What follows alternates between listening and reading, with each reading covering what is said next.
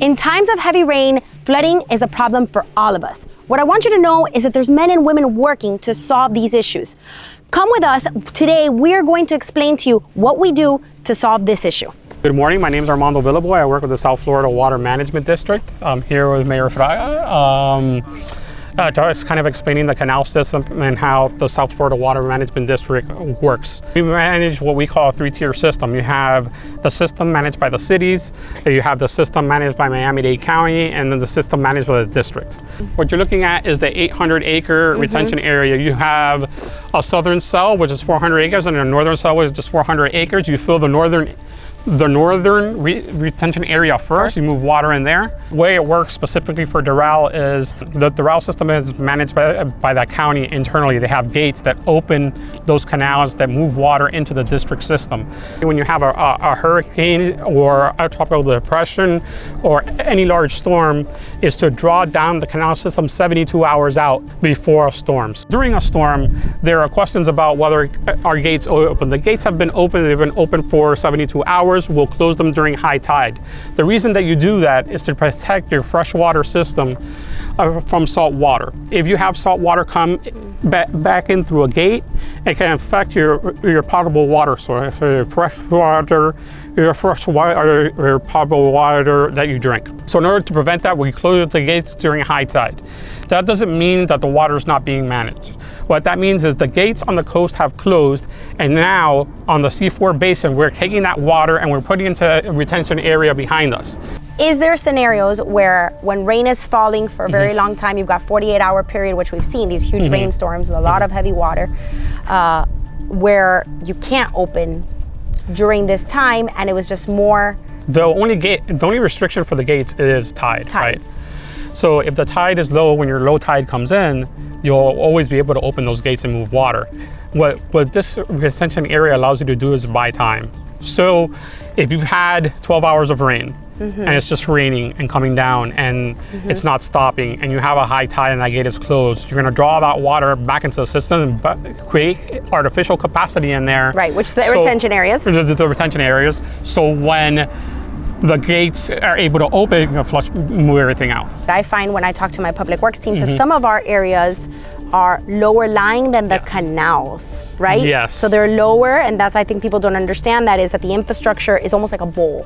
Right. You've got where your water infrastructure is higher than where the water is sitting. Right. And so sometimes you need pumps to flow that, because it's gravity. People need to understand that the ground in South Florida is very porous. It's like Swiss cheese, has little holes. Yep. So imagine a sheet of water under the ground. And so your lower elevation, obviously you could have one street that's up here and another street that's down here. Right. And this gives you very little leeway. So if you look in your drain and it's a dry day and you look in there and you see it's an inch from the water line, you're gonna have flooding when it rains. That's just because of elevation. So this is the pump station. This is G420. These pumps, and you can see the pumps on the backside in the water. We can actually go around the back.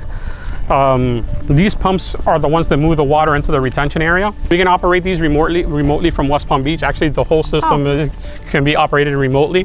58th Street, 25th Street, off 79th, all those canals are connected, and those are all the ones that run into here. Those are connected. So the importance of the city having the infrastructure to make sure that that water's flowing from our streets into the canals is where our responsibility comes in, and making sure that there's less flooding within our communities. Yes, having the drains ready to go, make sure there's nothing in those drain systems, report any trees or debris, any debris in the canal system to make sure that's functioning. So first, the county needs, you guys need to lower, contact the county then opens, lowers, and everything flows. Yes. So the canal that we saw coming in, which is the canal that runs on 8th Street, the C4, is the one where all the water flows into from City of Miami? Yeah, City of Miami, City of Sweetwater, Doral, and West Miami. It all feeds through the lake belt behind Dolphin Mall, if you're familiar with it. And then it moves south into the C4. From there, it can either go to tide, to the bay, or back in here to the retention area. How many days could that take? Is it hours? Does it depend if it's still raining? It depends if it's still raining. It depends on the elevation of the canal system. So the canal system is high or over 4.6. The option is available to move water into the retention area. Behind us is a water conservation area. What happens there is water moves into that area and it's held. That's a natural area, and then that water treats itself and moves through the rock, through the porous rock in South Florida into the Biscayne aquifer, and that's your potable water source, your drinking water source for Miami-Dade County.